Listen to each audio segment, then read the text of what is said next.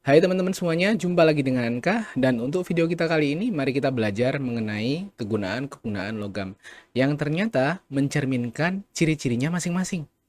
Di dalam video kita kali ini, kita akan berusaha untuk mendeskripsikan kegunaan berbagai macam logam, khususnya untuk besi, aluminium, dan tembaga. Kita khususkan di tiga logam itu karena tiga logam itu adalah logam-logam yang paling banyak kita gunakan di dalam kehidupan kita sehari-hari. Sebelum kita membahas tentang kegunaan-kegunaan logam, ada baiknya kita mengetahui sejarahnya terlebih dahulu. Penggunaan-penggunaan logam sejatinya berasal dari zaman perunggu. Di zaman ini terdapat berbagai macam penemuan penting. Penemuan yang pertama adalah penemuan tembaga dan timah, yang nantinya adalah menjadi bakal penemuan racikan perunggu. Pada saat itu juga terjadi salah satu penemuan penting, yaitu adalah peluburan besi di zaman 750 sebelum Masehi. Jadi masih tua banget ya di sana ya. Pada zaman itu terdapat beberapa produk-produk penting yang bisa kita temukan di seluruh penjuru dunia. Mari kita lihat dari Timur Tengah. Dari Timur Tengah ditemukan sebuah mangkok perunggu yang berasal dari Persia. Sedangkan dari Asia Selatan kita juga akan menemukan penemuan lainnya, yaitu adalah pilar besi dari Delhi yang berada di India. Perlu diketahui juga bahwasannya pilar besi ini sangatlah anti karat. Jadi sampai sekarang pun pilarnya masih ada di sana dan tidak keropos sama sekali. Sangat menyejukkan. Beralih ke Asia Timur, kita akan disuguhkan produk yang lainnya, yaitu adalah katana Edo Yosutsugu, yang ditemukan di Jepang pada masa restorasi Meiji. Setelah kita belajar tentang sejarah penggunaan logam, mari kita belajar tentang kegunaan besi, yang bisa kita mulai dari jembatan di Shropshire. Jembatan di Shropshire sangat-sangat unik, karena jembatan ini terbuat dari 100% besi cor, yaitu adalah besi yang dibuat dari lelehannya langsung. Jembatan ini dibuka pada tahun 1781 dan merupakan jembatan besi pertama di dunia. Lalu mari kita lihat Fe atau besi itu sendiri. Besi merupakan suatu logam transisi dan faktanya besi adalah logam yang paling banyak digunakan di dalam kehidupan kita sehari-hari.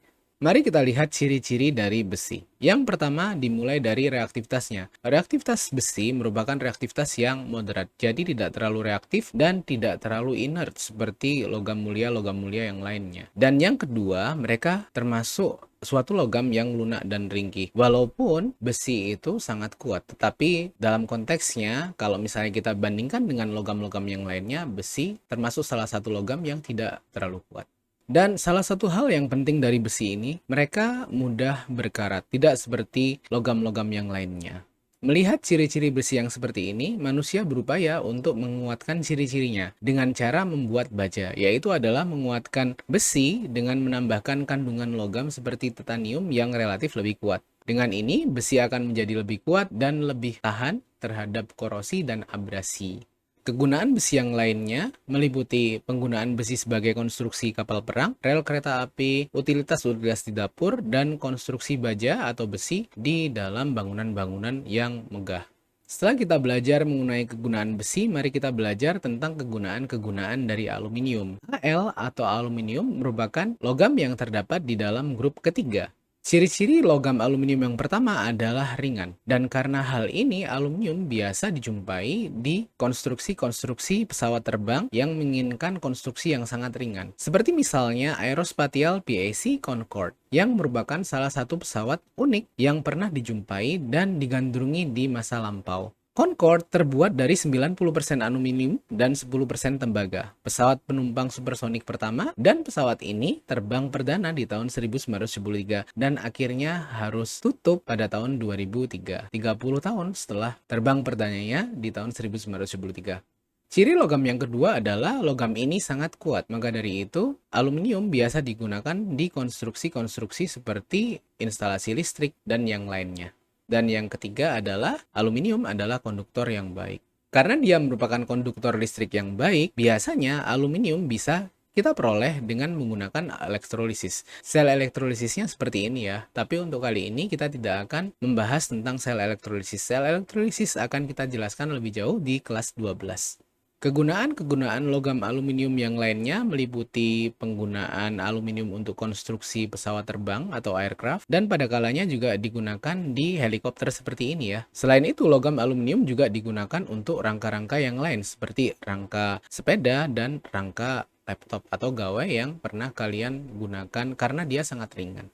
Selanjutnya, mari kita belajar tentang kegunaan tembaga. Tembaga sangat unik. Di saat semua metal warnanya silver, dia mempunyai warna yang sangat estetik, yaitu adalah coklat keemasan. Dan salah satu logam dengan reaktivitas terendah, kan tetapi tidak terlalu rendah seperti logam-logam mulia yang lainnya. Logam tembaga sangat penting bagi kehidupan kita sehari-hari, khususnya kaum milenial. Apa saja sih ciri-cirinya? Mari kita lihat satu-satu. Yang pertama, dia adalah konduktor yang baik, terutama konduktor untuk listrik. Yang kedua, dia sangat mudah dibentuk. Warnanya sangat menarik dan reaktivitasnya sangat rendah. Selain itu, tembaga merupakan salah satu logam yang kuat yang bisa kalian temukan di bumi ini. Beberapa kegunaan tembaga yang bisa kita lihat dalam kehidupan kita sehari-hari adalah kabel.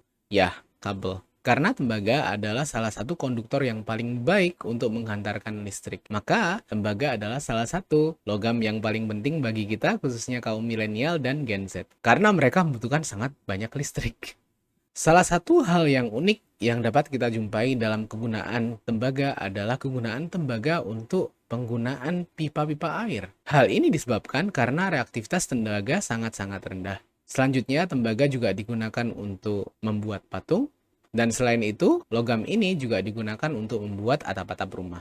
Mari kita rangkum satu-satu tentang apa yang sudah kita pelajari di sini. Dan dimulai dari besi. Besi merupakan logam yang tidak terlalu kuat, namun memiliki thermal conductivity yang sangat baik. Beberapa kegunaan besi meliputi rangka untuk bangunan-bangunan tinggi, utilitas di dapur, dan rel kereta api.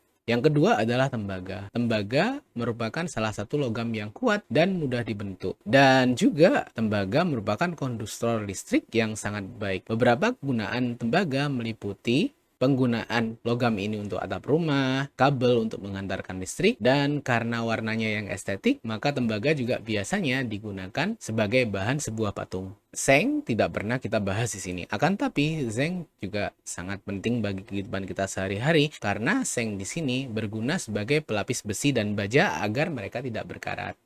Dan yang terakhir merupakan logam yang kita minati, yaitu adalah logam aluminium. Selain dia kuat dan ringan, logam aluminium sangat tahan korosi dan abrasi. Beberapa penggunaan aluminium yang sangat penting meliputi rangka untuk sepeda, penggunaan aluminium untuk konstruksi-konstruksi rangka baja yang tinggi, dan penggunaan aluminium di konstruksi pesawat terbang.